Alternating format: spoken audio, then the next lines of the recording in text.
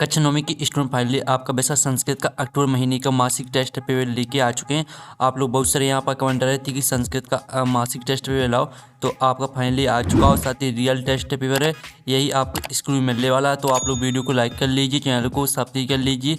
संपूर्ण उत्तर सहित आपका टेस्ट पेपर कंप्लीट कराया जाएगा। साथ ही आपको कक्षा नौवीं के अक्टूबर महीने के सही विषय के जो टेस्ट पेपर है वो आपको हमारे चैनल पर मिल जाएंगे, हमने अपलोड कर दिए हैं। साथ ही इस वीडियो को आपको अपने दोस्तों तक शेयर कर देना, जिससे वो भी 20 में 20 अंक लाएँ। ठीक है, समय आपका 1 घंटे रहने वाला है और चैनल को आप यहाँ पर जरूर सब्सक्राइब कर लीजिए, क्योंकि जो आपके यहाँ पर 3 नवंबर से अर्धवार्षिक परीक्षा होने वाली है, अर्धवार्षिक परीक्षा के पेपर भी ठीक है आपको इसी चैनल में मिलने वाले हैं। तो चलिए आपके निर्देश आते हैं। सभी प्रश्न अनिवार्य संति पेन दूसरा आता प्रश्न समूह के अंका प्रदत्ता। अब प्रश्न पहला आता उचित विकल्प चित्तवा लिखित, जो कि आपके 5 नंबर के रहने वाले हैं। राम इति शब्द प्रथमा विभक्तौ एक वचने रूपम भवति। तो आपका आता रामा, बा आता रामम और सा आता रामो और दा आता रामाय। तो यहाँ पर राम इति शब्द प्रथमा विभक्तौ एक वचने रूपम भवति, तो इसका आंसर आपका रामा हो जाएगा। ठीक है, फिर आपका यहाँ पर दूसरा आता मधु शब्दः कस्मिन् लिंगे अस्ति। ठीक है, तो आपका आता पुल्लिंगे, बा आता स्त्रीलिंगे और सा आता नपुंसक लिंगे और दा आता कुआपीना। तो इसका आंसर आपका नपुंसक लिंगे हो जाएगा। ठीक है, फिर स्टूडेंट आपका तीसरा आता आत्मन आत्मा। ठीक है, आत्मन आत्मा शब्दः कस्मिन् लिंगे अस्ति। तो आपका था पुल्लिंगे, बा आता स्त्रीलिंगे और सा आता नपुंसक लिंगे दा आता कुआपीना। तो इसका आंसर आपका पुल्लिंगे हो जाएगा। ठीक है, फिर आपका चौथा आता राजा इति शब्द से मूल शब्द भवति। तो आपका आता राजा, बा आता राजन और सा आता राजा और दा आता महाराजा। तो यहाँ पर राजा इति शब्द से मूल शब्द भवति, तो चौथे का आंसर आपका राजन हो जाएगा। ठीक है, पाँचवा आता करकाणी कति भवंती। तो आपका आता षड, बा आता सप्त और सा आता अष्ट और दा आता नौ।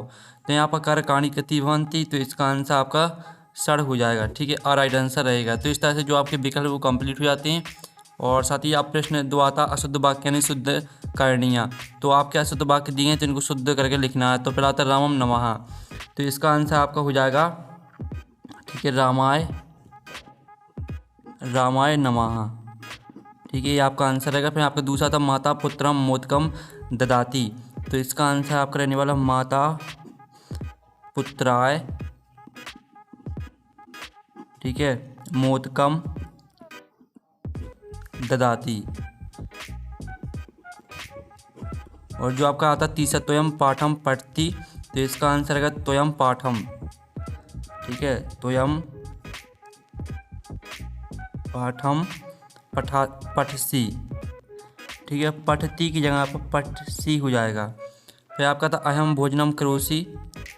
तो इसका आंसर आपका हो जाएगा अहम ठीक है भोजनम करोमि। ठीक है, करोमि हो जाएगा। इस तरह से आपके यहाँ पर ये शुद्ध हो जाते हैं। अशुद्ध वाक्य दिए थे तो हमने शुद्ध करके लिख दिए हैं। अब प्रश्न आता 3 अधोलिखितेषु स्त्री प्रत्यय युक्त शब्देषु उचित विकल्प चित्वा लिखित।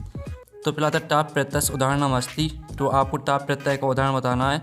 तो आपका था सीता, बा था बे ठीक है वैदेही और सा आता युति और दा आता चारु। तो आपका टाप प्रत्यय का उदाहरण सीता हो जाएगा। फिर दूसरा आता आधा इतस्मिन् शब्दे प्रत्यय अस्ति। तो आपको बताना आधा में कौन सा प्रत्यय है। तो आपका था डीप, बा आता ती और सा आता उड़ और दा आता टाप। तो इसका आंसर आपका रहने वाला टाप। ठीक है, आप चलिए आपके यहाँ पर देख लेते हैं नेक्स्ट क्वेश्चन। फिर स्टूडेंट आपके यहाँ पर आता है डी प्रत्यय उदाहरणम अस्ति। तो आपका यहाँ पर डी प्रत्यय का उदाहरण बताना है आपको। तो आपका था बिलपंती और बाता बेदेही, साता मालती और दाता युति ही। तो इसका आंसर आपका रहने वाला युति ही।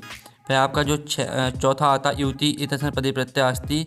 तो आपका था टाप, बाता डीप और साता ती और दाता उड़। तो यहाँ पर युति ही इतस्मिन् पदे प्रत्यय अस्ति। तो युति में आपका प्रत्यय रहने वाला है ती। ठीक है, अब प्रश्न 4 आता अधोलिखितनाम प्रश्नम उत्तराणि संस्कृत भाषा लिखित। तो ये आपके यहाँ पर प्रश्न दिए हैं तो इनके उत्तर आपको संस्कृत भाषा में लिखने हैं। तो पहला आपका यहाँ पर दिया आयात लोचना कास्ति। ठीक है, तो इसका उत्तर हम आपको बता देंगे। और फिर दूसरा आता सा कम दादर्श और तीसरा आता है ठीक है खगोत्तमः की दृषि ग्रम त्याज हार। फिर चौथा आता जटायु पश्य इति का वदति और पाँचवा आता जटायु रावणम किम कथयति। तो चलिए इनके उत्तर देख लेते हैं।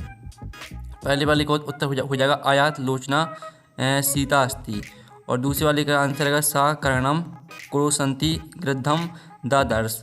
और तीसरे वाले का उत्तर हो जाएगा आपका खगोत्तमः सत्याम धर्मा युक्ताम चाग्रम त्याजहार। और चौथे वाले का उत्तर आपका जटायु पश्य इति सीता वदति। और पांचवें वाले का आंसर आपका रहने वाला जटायु रावणम पारदार अपहरणम अधर्म कार्य, ठीक है, निंदित्वा सीताम मुच्यतुम।